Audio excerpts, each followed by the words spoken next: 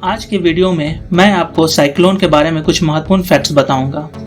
अभी हाल ही में अम्फान, ताउते जैसे साइक्लोनों ने बड़ी तबाही मचाई है, जिसमें धन जन की बड़ी क्षति हुई है।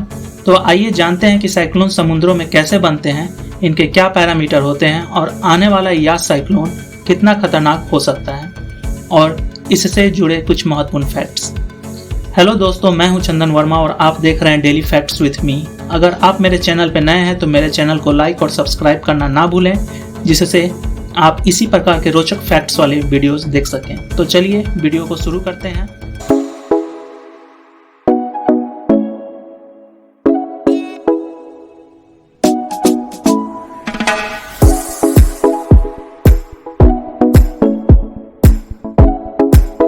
ताउते तूफान, जिसका अर्थ तेज आवाज करने वाली छिपकली होता है, इस साइक्लोन का नाम म्यांमार देश के द्वारा रखा गया था। इसी चक्रवाती तूफान के बाद एक और तूफान भारतीय भूमि से टकराने के लिए बंगाल के खाड़ी में उत्पन्न हो रहा है। यास तूफान के बारे में जानने से पहले यह जानना जरूरी है कि इस प्रकार के चक्रवाती तूफान के बनने का क्या कारण होता है। भारत और दुनिया भर के तटीय इलाके हमेशा चक्रवाती तूफानों से जूझते रहे हैं।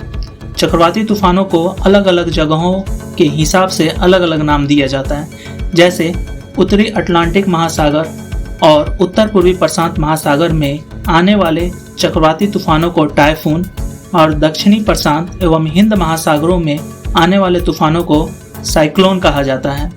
भारत साइक्लोनों से ही प्रभावित एक देश है। समुद्रों के ऊपर भी जमीन की तरह ही हवा की परतें होती हैं।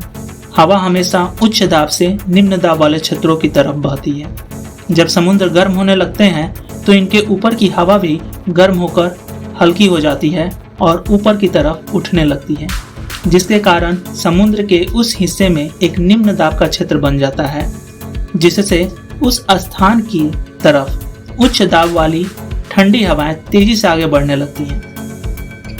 लेकिन पृथ्वी के घूर्णन के कारण हवाएं सीधी दिशा में ना जाकर घूमने लगती हैं और चक्कर लगाते हुए समुद्र में आगे बढ़ने लगती हैं। इसे ही चक्रवात कहते हैं।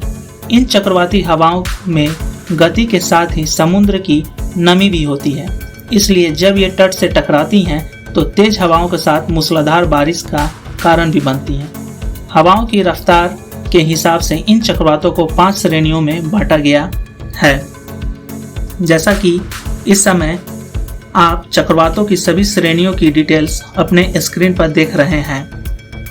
अभी हाल ही में आया ताउते साइक्लोन तीसरे श्रेणी में आता है, जहां इस तूफान की मैक्सिमम स्पीड 195 प्लस किलोमीटर प्रति घंटे की थी। इसी प्रकार अम्फान साइक्लोन को 5वें श्रेणी का तूफान माना गया था।